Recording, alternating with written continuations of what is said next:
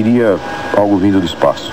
E qual era a reprodução que identifica isso? Nas cavernas, são desenhos feitos em formas de discos, seres, mostrando elmos, pintados inclusive. Isso aí está bem diferente do que os cientistas estimaram como um padrão de pintura da época. O padrão de pintura se restringe a animais, caçadas, ou através de alguns rituais de fertilidade, mas isso aí foge completamente ao padrão. Existem pelo menos uma dúzia desses lugares no mundo, na Austrália, na Europa, na África, né, no norte do Saara, mostrando essas imagens. E isso constatado foi, agora comprovado também? Não, prova já é uma outra história, né? É essa história que eu quero. A prova, nós temos alguma que nós podemos chamar de provas. Por exemplo, foi uma vez encontrado um cubo de metal usinado, trabalhado, dentro de uma mina de carvão. Isso é extremamente antigo, né? É coisa já de milhões de anos. De onde veio esse cubo? A natureza não fabrica uma coisa com arestas bem feitinho. O carvão, logicamente, é uma consequência da degeneração de florestas antigas. Então isso estava dentro de um ambiente de uma floresta normal. Todo esse ambiente sofreu uma deformação, né, geológica, formou esses estratos, que mais tarde seriam minas, né, de carvão, mas o cubo ficou lá intacto. Existem outros objetos também, além desse. Exemplo? Existe uma caverna, por exemplo, no norte da Itália, com uma parede totalmente redonda. Ela não é uma coisa natural, ela foi totalmente esculpida. E isso está sendo guardado até hoje, estudado, né, que não se chegou a nenhuma conclusão sobre isso. São vestígios insólitos que vêm para nós do passado, que a natureza não poderia ter fabricado, e nem tão poucos homens que haviam naquela época, pelo menos os que nós chamamos de terrestres, né, não poderiam ter feito isso. Isso há 1 milhão de anos atrás? Essa é a sua referência? Exato. Agora, 1 milhão e pouco, né? 1 milhão e 500, mais ou menos. Vamos chegar mais próximo um pouco daqui, né? Pois não. Que outro tipo de vestígio, um pouco mais dentro de um regime de atuação, vamos chamar de moderna, pronto? Eu estudei muito e durante muito tempo a civilização pré-colombiana, dos maias e dos astecas. Por exemplo, esta figura que você tem... Que você tem? Na mão, né? Essa aqui é a pedra solar asteca. É uma maravilha... Segura ela paradinho, assim. É uma maravilha de arte e, ao mesmo tempo, é um complexo de simbolismo astronômico. Tudo isso aqui são referências ao sistema solar, aos planetas. Não dá tempo de explicar aqui. Mas o que nos interessa aqui é esta caixinha aqui em cima, que tem uma data. Essa data é 1479 depois de Cristo, ou seja... Por que você diz que esse simbolismo aqui significa 1479? Pois não, isso aí tem 13 bolinhas aqui dentro de uma erva, que eles chamam de caniço. Então isso aqui é o hieroglifo 13 caniço, que, convertendo para o calendário cristão, é o ano de 1479, agora, depois de Cristo. Depois de Cristo. Muito bem, este ano está amarrado com ciclos de 52 anos, em que havia registros por parte deles nas crônicas dos astecas e dos maias de aparições de seres celestes, que eles apontavam até para Vênus. Não vamos dizer que vem de Vênus, mas Vênus seria uma referência cósmica, e eles esperavam a volta desses seres a cada ciclo desses. Esse ciclo leva 52 anos dentro desse número de calendário. Mas acontece que a data esperada para este evento era sempre um múltiplo disto. Ou seja, eram 10 vezes 52 ou 520 anos. Consequentemente, hoje nós estaríamos dentro de um múltiplo o quê? Que parou de acontecer aparecimentos de discos? Não, né? Curiosamente, não é aí que está o ponto. Numa época em que eles esperavam esse retorno, e que se eles estivessem vivos, né, essa civilização de uma certa forma se extinguiu. Só ficou os registros escritos dela, como esse, por exemplo. A volta esperada deles seria 1947, para ser exato, junho de 47, no solstício do verão do hemisfério norte. E aí, o que aconteceu em junho de 47? Pois não, foi a primeira aparição mundial, a nível mundial, que se tomou notícia de discos voadores. Foi quando Kenneth Arnold, um piloto civil americano, viu nas montanhas Rainier, no estado de Washington, no extremo noroeste dos Estados Unidos, 9 objetos voando no espaço. Tem registro disso? Tem, isso é bastante ruim. Aliás, esse é um caso clássico na ufologia, né? Foi esse caso que inaugurou a ufologia no mundo. Não que eles não existissem antes, mas nós passamos a saber que não estávamos mais sozinhos a partir dessa data, 24 de junho de 1947. Muito parecido com a data que eles esperavam isso, e foi nas Américas, né? Eu quero saber, voltando ao histórico, né? Chegando mais perto, você veio para a civilização asteca e inca, né? Mais recentemente. Bem, nós temos vários registros, né, desses casos, como aconteceu na Europa, na Idade Média, na Suíça. Os céus da Suíça ficaram saturados em 1416, se não me engano. Os céus ficaram saturados de objetos estranhos, formas esféricas e discoidais. Isso foi registrado em pinturas da época, né, como também... Em quanto?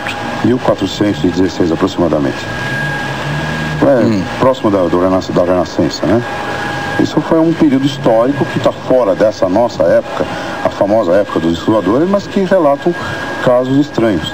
Hoje, essa pesquisa chegou a tal ponto de sofisticação que nós poderíamos dizer o seguinte: aquilo que era visto antigamente como gnomos, seres pequenininhos que andavam nas florestas, hoje alguns pesquisadores dos Estados Unidos, como Jacques Vallée, né, o Dr. Jacques Vallée, que é um físico, que trabalha nessa área também, pesquisando esse assunto, ele leva a crer que muito possivelmente esses seres da natureza, que foram incorporados em histórias até infantis, né, dos irmãos Grimm, etc., eram seres de fora, extraterrestres, que estavam fazendo explorações nas matas, nas florestas, como eles fazem hoje. Aqui. Fazem, prospecção de solo, tudo. Eu gostaria de citar um caso muito interessante. Dentro dessa própria literatura que tem entre os maias, existem umas ruínas lá na Guatemala, chamada Palenque. Em Palenque, é uma cidade que hoje está coberta por florestas, está sendo lentamente escavada, né? Existe um templo lá, uma pirâmide, chamada Pirâmide das Inscrições. Uma pirâmide cheia de degraus, forrada de inscrições nas paredes, nos tetos. Em 52 foi descoberta uma tumba no subsolo dessa pirâmide. Acontece que o ser que estava lá dentro fugia completamente ao padrão do maia típico. O maia não era muito alto, ele era mais ou menos baixo. A altura oscilando entre 1,40 m, 1,50 m, 1,55 m, por aí. Esse ser era alto e um porte, lembrando o porte de um europeu, com a estrutura esquelética de um europeu. Aquilo realmente era uma tumba, porque a laje, a famosa laje que cobre esse túmulo, que o Erich von Däniken usou na capa do livro dele, Eram os Deuses Astronautas, essa laje foi construída para cobrir aquele túmulo e não jamais poderia ter passado por aquelas galerias. O que significa que aquele túmulo foi primeiro construído assim e depois a pirâmide foi feita, construída em volta. As inscrições que estão em volta continuam indecifráveis e todas elas têm referências celestes ou astronômicas. Esse ser foi muito importante porque ele foi sepultado com máscaras ritualísticas fora de série, com certos adornos. Quer dizer, a gente sente no passado a importância que esse ser tinha. Era alguém fora do comum para eles. Pela descrição, mais ou menos confere com o que nós chamamos em ufologia, os tripulantes dos discos, entre alfa, beta e ômega, seriam mais do tipo beta. Que são como nós, seres como nós, cabelos loiros, né, compridos, não precisam de máscara, de oxigênio. E poderia ser, não temos logicamente uma indicação, até que possamos traduzir esses manuscritos, né? Ou essas inscrições que tem em volta. Os alfas como são? Os alfas são os baixinhos. O que eles fazem? São tipos de seres pequenos com a cabeça muito grande, exageradamente grande, anormalmente grande, né? Esses são os mais frequentes. Mas isso significa que essa população extraterrestre, ela vem sempre de um mesmo lugar? Porque Não. se os alfas são baixinhos, sempre baixinhos e cabeçudos, todos os alfas, suponho que sejam iguais. Mais ou menos podiam ser do mesmo local. Nós também conjecturamos isso no início. Mas os alfas variam também em aspecto fisionômico. Alguns têm detalhes que são bastante diferentes dos outros. O que fica constante é a altura e esse tipo de porte de cabeça. E os gamas? Os gamas Já que você falou que os betas são igual a nós, né? Tem os gamas, os deltas e os ômegas. Os deltas? Também. Os deltas estão mais para aparições fantasmagóricas, né?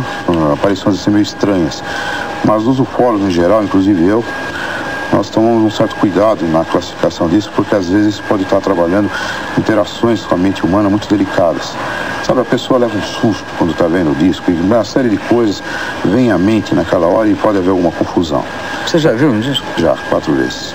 Mas não os tripulantes. Mas o disco, lá no horizonte, uma coisa que parecia um pis, ou você viu um disco assim? Eu vi uma coisa muito grande voando a 8, 10 mil metros de altura. Era uma noite muito bonita, uma noite quente, era fevereiro de 70. A lua estava num certo local, tudo era uma lente, né? Uma coisa lenticular, um verde maravilhoso, um verde neon, envolto numa bolha esverdeada. Mas aquilo passou atrás de nuvens que estavam pelo menos a uns 8 mil metros. Para eu ver um avião a 10 mil metros de altura, ele é uma coisinha muito pequena. Aquele objeto estava realmente muito grande. Eu e a minha esposa vimos naquela noite. Agora, a última aparição, as outras duas não foram muito importantes. A última aparição eu estava na cabine de um jato de 727, quando o equipamento do avião recebeu uma comunicação do SINDACTA de Brasília, do tráfego do controle aéreo, dizendo que nós tínhamos um objeto não identificado à direita do avião.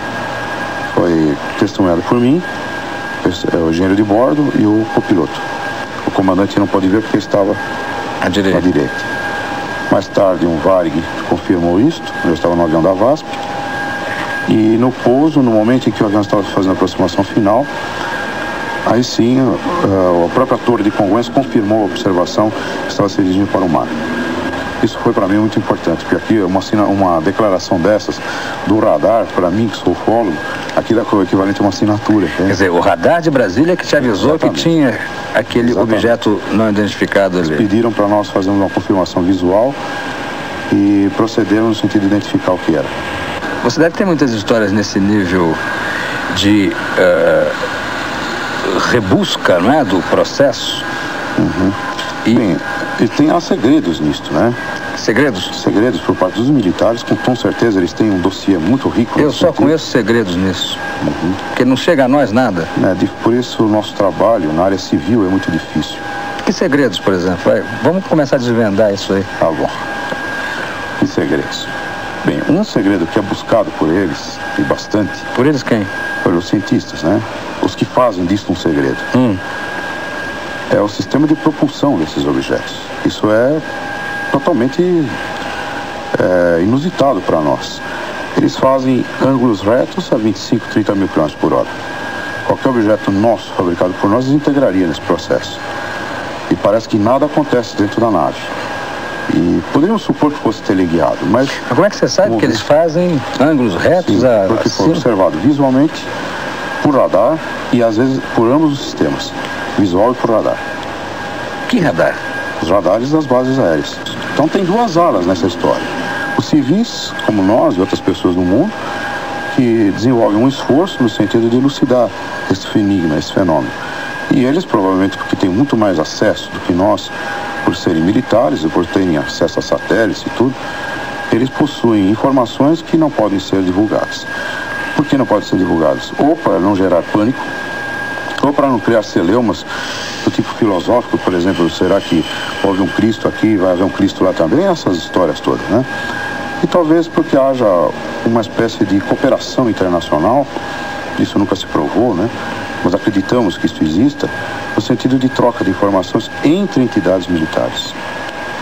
Eu queria um outro exemplo de que a história favorece a verdade em relação, pelo menos indícios, né? Em relação ao aparecimento de discos voadores. Eu não falo objetos não identificados, porque eu prefiro ser mais objetivo, mais direto, sabe? Para mim, disco voador ainda é disco voador. Esse negócio de objeto não identificado pode ser gaivota, balão, papagaio, qualquer coisa. Eu estou falando aqui de disco voador. Seres extraterrestres. Se eu estou cometendo algum pecado... Bom, um indício que chamou muito a atenção da comunidade ufológica mundial foi uma marca de sapato ou de uma bota que esmagou um bichinho que habitava os oceanos há 600 milhões de anos atrás. Como assim uma marca? 600 milhões de anos atrás. Esse bichinho só podia ter existido ou estava no nível de superfície, de tal forma que este pé esmagou esse bicho. Ele estava vivo ainda. Há quanto tempo? 500 milhões de anos atrás. Há 600 milhões de anos atrás, ou seja, 100 mil milhões a mais, né? Eles estavam em plena atividade nos oceanos, esses animais. Hoje eles não existem mais. Há 600 milhões de anos atrás, para que eu entenda bem, uma pegada de bota, coisa que é praticamente absurdo, esmagou um tal bichinho. Quer dizer, o indício é que esse bichinho que foi extinto há tanto tempo foi esmagado por uma bota. Os trilobitas. Trilobitas. Uns pequenos... 600 milhões de anos. É muito tempo. É o início da era geológica moderna, né? É. Temos uma cabeça de um animal que viveu há muito tempo atrás, há milhares de anos atrás, uma espécie de um búfalo, né? Muito grande, uma cabeça bastante grande, uma alçada desse animal. Ele tem um furo aqui no crânio, feito por uma arma. Nós sabemos que as armas só existiram depois da invenção da pólvora para cá. Ou mesmo, aquilo não seria arpão, nem flecha, porque a flecha deixaria rachaduras no crânio. Aquilo é um furo provocado por um objeto disparado a alta velocidade. Poderia até ser uma emissão de laser, né? Existem também inscrições interessantes de 4.500 anos de idade no Uzbequistão, é uma região na Europa, próxima da Turquia, que mostra um ser com um elmo, um capacete perfeitamente desenhado por esses seres pré-históricos, né? E um disco voador do lado subindo. Isso foi até mostrado nos trabalhos do Erich von Däniken. Foi graças a ele que nós viemos a saber da existência dessas inscrições, né, rupestres.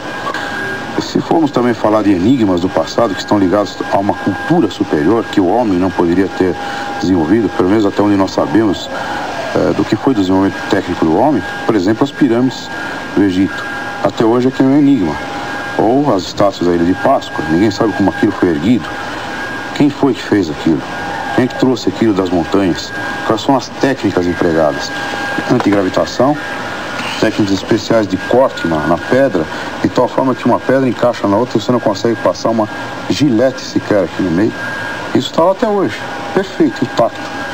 Daqui a pouco, você vai conhecer algumas evidências, né, do aparecimento dos discos. E tem aqueles dois seguranças da SS, se não é da SS, é de alguma coisa, da CIA, com um hominho que não é, que esse homem que vocês estão vendo aí, que não é um anão.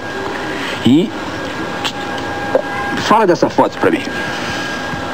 Em 1947, tudo indica, não é uma prova concreta, um caso específico desse caso, ocorreu a queda de um disco voador nos Estados Unidos. Pelo menos todos os dados que os pesquisadores americanos têm verificado levam a concluir que realmente caiu ou foi derrubado pelos americanos por alguma técnica qualquer. Em 48 ocorreu um outro caso, 47 caso Roswell, em 48 caso Socorro, o caso Laredo, e em 50 o caso Socorro. Todos eles no sul dos Estados Unidos, no estado de Novo México.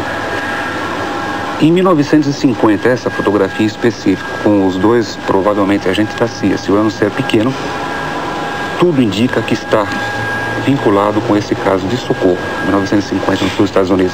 Alguém roubou essa fotografia, provavelmente dos arquivos. Porque esse serzinho saiu vivo dos escombros. Segundo os dados de pesquisadores americanos, ele estava vivo e ficou pelo menos 2 ou 3 dias vivo, porque ele aparentemente está queimado com a queda do disco que se incendiou.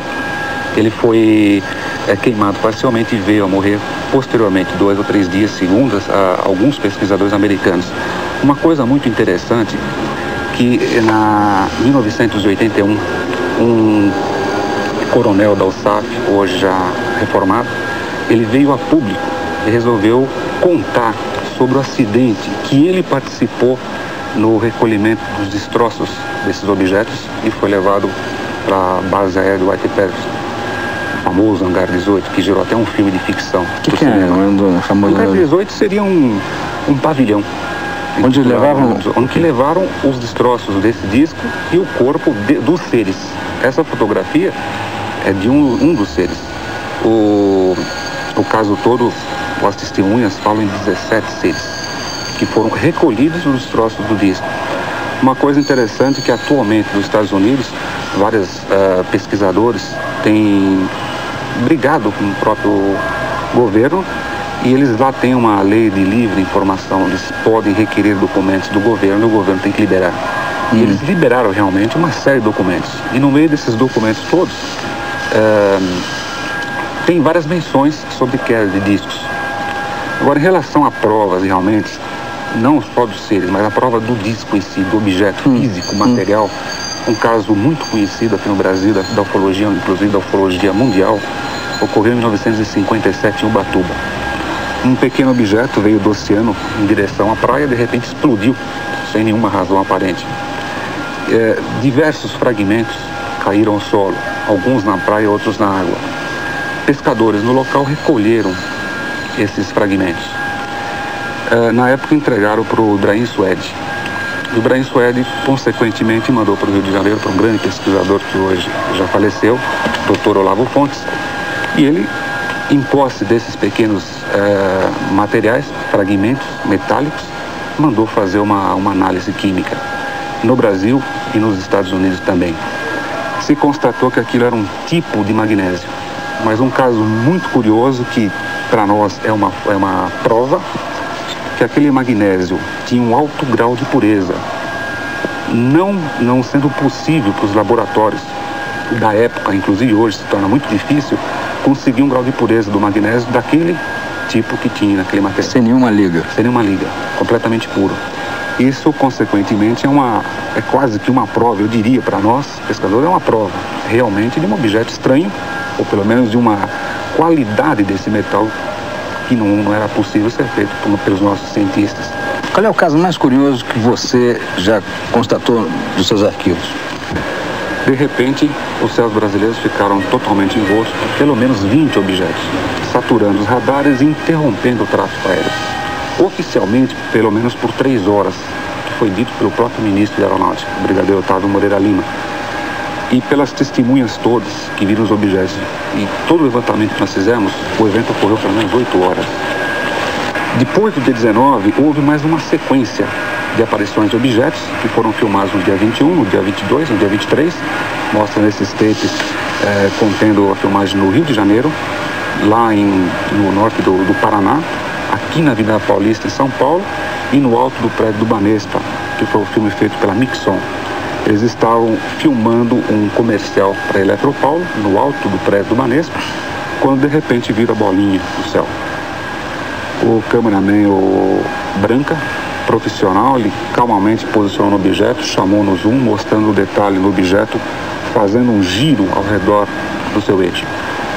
Toda a pesquisa que nós realizamos durante 4 meses, em específico nesse filme, resulta como sendo um objeto de aproximadamente 8 metros de diâmetro, que está distante a 8 quilômetros do local ou 7 quilômetros do local. Posteriormente conseguimos a confirmação de que foi detectado por radar e estava distante de Congonhas até o objeto em torno de 10 a 12 quilômetros. Isso, a confirmação por radares, que foi uma informação inclusive pelo ministro da Aeronáutica envolvendo esses objetos todos, foi oficial.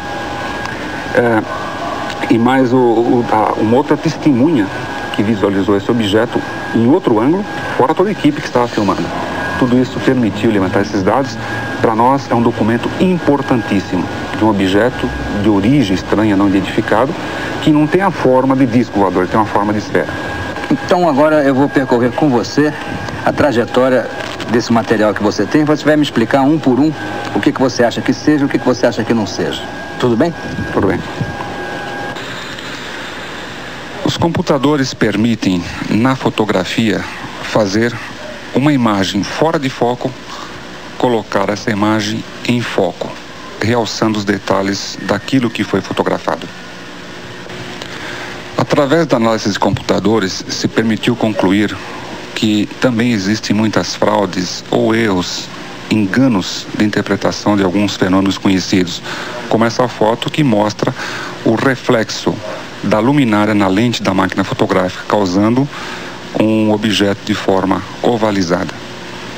Também foi possível determinar imagens feitas com raio laser, como mostra essa fotografia. Também foi detectado figuras pintadas em vidro. Como mostra essa fotografia, no caso proposital, mostrando a pessoa segurando o vidro, ela desenha um objeto qualquer num vidro transparente e fotografa isso contra um fundo conhecido. Através dos analisadores de imagem foi possível detectar fraudes dessa natureza. Em 1958, no Espírito Santo, próximo à Ilha da Trindade, Almiro Baraúna realizou uma sequência fotográfica de 4 fotografias. Esta é uma das fotos que foram analisadas por computador e se constatou um objeto de aproximadamente 20 metros de diâmetro e relativamente bem longe da máquina fotográfica. Esse documento fotográfico é muito importante porque foi testemunhado por 50 marinheiros a bordo do navio Almirante Saldanha e, posteriormente, foi liberado com aval do ex-presidente da República, Juscelino Kubitschek. Essa foto foi feita por Júlio Trazi em 76, próximo ao aeroporto de Congonhas, que mostra uma nave entre as nuvens, e é tipicamente o que nós chamamos de nave-mãe, e tem aproximadamente 300 metros de comprimento. Esta foto também é considerada uma prova da existência dos discos voadores, porque perante várias testemunhas, um objeto de grandes dimensões parou no ar, soltou uma enorme fumaça que lentamente foi envolvendo o objeto e, após alguns segundos, essa nuvem se desfez e o objeto não estava mais lá. Simplesmente ele desapareceu frente aos olhos de todas aquelas testemunhas que estavam presentes do local. Esta foto também foi analisada por computador, realizada em 67 no Canadá, uma sequência de 2 fotografias, um objeto que está aproximadamente 2 quilômetros distante da máquina fotográfica e tem 23 metros de diâmetro. Tem a forma típica discoide e não foi detectado nenhum tipo de fraude através dessas análises. Nesta foto, um documento muito importante mostra um close de um objeto noturno projetando 4 cones de luz sólida na sua parte inferior.